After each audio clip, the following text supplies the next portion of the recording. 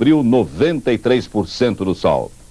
Brasília foi uma das cidades brasileiras onde o eclipse pôde ser visto melhor.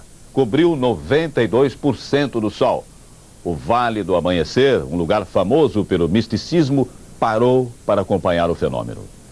Para muita gente, Brasília é o centro das energias do país. É uma cidade considerada mística. E o mais místico dos lugares de Brasília é este, o Vale do Amanhecer. O vale permite uma visão privilegiada e, por que não dizer, mística do eclipse. A seita tem mais de 20 mil membros só aqui em Brasília. O eclipse não mudou a rotina da comunidade a cerca de 40 quilômetros do plano piloto, mas chamou a atenção de todos. O começo do eclipse coincidiu com uma das cerimônias mais importantes, o chamado Ritual do Quadrante. Vários membros da seita subiram até o Morro do Salve Deus, no centro do Vale do Amanhecer. Esse é o ponto mais alto da região. Os membros da seita têm uma visão mística do eclipse, apesar de saberem que não passa de um fenômeno da natureza. É uma conjunção de duas forças, né?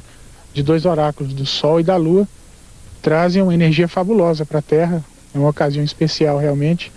Tudo isso tem um significado divino. Quer dizer, com a projeção do Sol e da Lua, emana à Terra energia fabulosa que vem dos planos espirituais.